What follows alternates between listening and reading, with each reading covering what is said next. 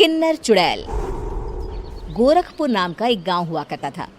उस गांव में ज्यादा लोग नहीं रहते थे। उस गांव में एक गर्भवती विधवा औरत रहती थी। उस औरत का नाम कमला था। कमला अपने घर में अकेली रहती थी। उसके पति की सारी जायदाद उसके नाम हो गई थी, पर सभी गांव वाले उस औरत को मनहूस औरत समझा करते थे और सभी उससे नफरत किया करते थे। एक बार कमला राशन की दुकान पर खाने का सामान खरीदने जाती है। भैया जी, जरा 1 किलो दाल चावल देना। अरे हाय हाय हाय हाय हाय, अरे मनहूस औरत, मेरी दुकान में अपशुगन करवाने आ गई क्या? हैं? चल जा यहाँ से, मैं कुछ नहीं देने वाला हूँ तुझे। भाग भाग यहाँ से, चल जा, निकल। भैया जी ऐसा मत कहिए, मैं गर्भवती हूँ, मुझे खाने की बहुत जरूरत है, मुझे खाना दे दीजिए। दुकानदार कमला को वहाँ से धक्के मारकर भगा देता है। तभी कमला रोते रोते उस गांव के किन्नरों के इलाके में आ जाती है। गांव वाले किन्नरों को उसी इलाके में रखा करते थे, क्योंकि वो लोग किन्नरों को पसंद नहीं करते थे और उनके इलाके में रहने से मना करते थे। तो किन्नरों ने उसी गांव में अपना एक इलाका बना लिया था। जब किन्नर लोग देखते हैं कि एक गर्भवती महिला रोते रोते उनके इलाके में आ गई है, तो सारे किन्नर कमला के पास जाकर उसका हाल पूछने लगते हैं। क्या हुआ बहन, तुम्हारी गर्भवती अवस्था में इतनी बुरी हालत कैसे है? तुम रो क्यों रही हो? तुम डरो मत, हम तुम्हें कोई नुकसान नहीं पहुंचाएंगे। तुम शांत होकर सब बताओ कि हुआ क्या है। मैं कमला हूँ, मैं गांव के दूसरे इलाके से आई हूँ।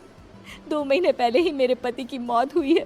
मुझे गांव के लोग मनहूस मानते हैं, क्योंकि मैं विधवा हूँ और गर्भवती भी। वहाँ के लोग मुझे खाने के लिए कुछ बेचने के लिए भी तैयार नहीं, जिससे मेरा गुजारा नहीं हो रहा था। कोई बात नहीं कमला, हम तुम्हारा ख्याल रखेंगे। किन्नर लोग कमला को एक खाली घर में रहने के लिए जगह दे देते हैं और उसकी देखभाल भी करते हैं। कुछ ही महीने बाद कमला अपने बच्चे को जन्म देती है, पर अफसोस, कमला बच्चे को जन्म देते ही अपनी जान गंवा देती है।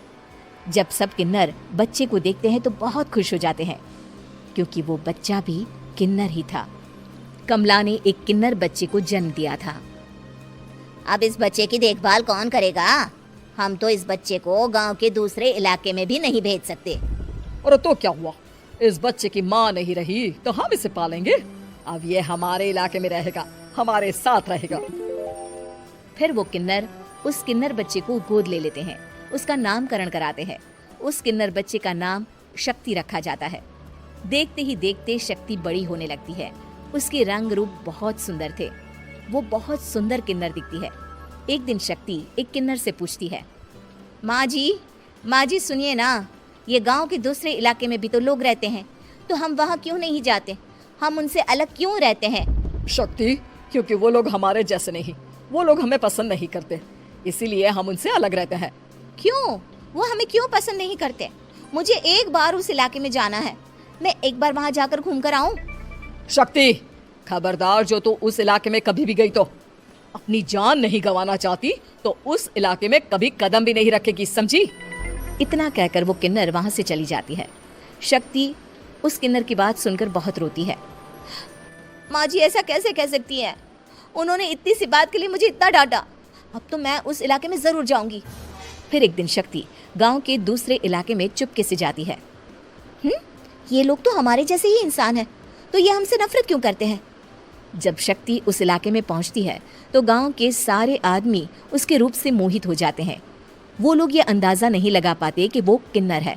शक्ति की सुंदरता देखकर सारे गांव वाले उसकी तारीफ करने लगते हैं।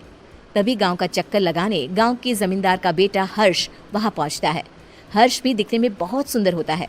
जब हर्ष ने शक्ति को देखा तो वो भी उससे मोहित हो गया, और जब शक्ति की नजर हर्ष पर पड़ी तो वो हर्ष को देखकर मोहित हो गई। आपको पहले कभी इस गांव में देखा नहीं। इस गांव में आप नए हैं क्या? जी नहीं, वो मैं बस। तभी शक्ति बोलते बोलते रुक जाती है और मन में सोचने लगती है, अगर मैंने इनको बता दिया कि मैं दूसरे इलाके से आई हूँ तो वो समझ जाएंगे कि मैं किन्नर हूँ, इसलिए मुझे इनसे झूठ ही बोलना पड़ेगा। शक्ति हर्ष को कहती है, जी हाँ, मैं इस गांव में नई आई हूँ, यहाँ अकेली रहती हूँ। वैसे आप कौन है? आप भी इसी गांव में रहते हैं? जी हाँ, मैं इस गांव के जमींदार का बेटा हूँ। आपको किसी भी चीज की जरूरत पड़े तो आप मुझे बता देना, मुझे अच्छा लगेगा। ऐसे ही शक्ति और हर्ष एक दूसरे से रोज मिलने लगते। वो दोनों अपने प्यार का इजहार करने एक दूसरे से मिलने जाते हैं। तभी शक्ति का पीछा करते करते एक किन्नर वहां आ जाती है। शक्ति, शक्ति, मैं तुमसे बहुत प्यार करता हूँ। मैं तुमसे शादी करना चाहता हूँ। क्या क्या तुम मुझसे शादी करोगी? हाँ हर्ष, मैं तुमसे शादी करूंगी, पर मैं तुमको अपने बारे में एक सच्चाई बताना चाहती हूँ जो मैंने तुमसे छुपा कर रखी है। तभी उनके बीच में ही वो किन्नर आ जाती है। शक्ति, तेरी हिम्मत कैसे हुई ऐसा करने की? वो किन्नर शक्ति को खींचकर गांव के जमींदार के पास ले जाती है। हर्ष भी वहां शक्ति को बचाने के लिए पहुंच जाता है। जमींदार शक्ति और हर्ष के प्यार के बारे में सुनकर गुस्से में आ जाता है और शक्ति को गांव के बाहर निकालने की सजा देता है। शक्ति ये बात सहन नहीं कर पाती और कुएं में कूदकर अपनी जान दे देती है। जमींदार हर्ष की शादी गांव की एक लड़की से करवा देता है, पर हर्ष इस शादी से खुश नहीं होता। शक्ति अपना बदला लेने के लिए मरने के बाद किन्नर चुड़ैल बन जाती है। अब मैं इन गांव वालों को नहीं छोड़ूंगी, अब इनसे मैं अपने प्यार का बदला लूंगी। किन्नर चुड़ैल गांव वालों को परेशान करना शुरू कर देती है। एक बार वो रात को गांव के खेतों में पहुंच जाती है और वहां आग लगा देती है। सारी फसल जल के राख हो जाती है। जब एक आदमी रात को उठकर देखता है कि खेत में आग लग गई है तो वो वहां पहुंच जाता है। वो देखता है कि खेतों के बीचों बीच एक किन्नर चुड़ैल खड़ी है और वहां खड़े होकर ताली बजा रही है। गांव वाला किन्नर चुड़ैल को देखकर बेहोश हो जाता है। जब सुबह उस आदमी को होश आता है तो वो सीधा जमींदार के पास जाता है। अरे जमींदार साहब, अरे वो किन्नर चुड़ैल ने मेरी सारी फसल चला दी। अब मैं क्या करूंगा? क्या होगा मेरा? जमींदार चुड़ैल किन्नर का नाम सुनते ही सब कुछ समझ जाता है। अब वो बहुत डर जाता है। उसी रात को जब जमींदार डर के मारे अपने कमरे में सो नहीं पाता, तभी वहां अचानक से किन्नर चुड़ैल आ जाती है।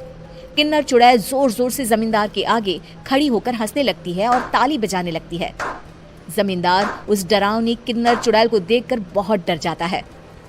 तूने मेरे साथ बहुत बुरा किया, अब मैं तुझे जान से मार दूंगी। नहीं नहीं नहीं नहीं नहीं, मुझे माफ कर दो, मुझे मत मारो। मैं कभी ऐसा दोबारा नहीं करूंगा। अब तुम जो बोलोगी वही मैं करूंगा।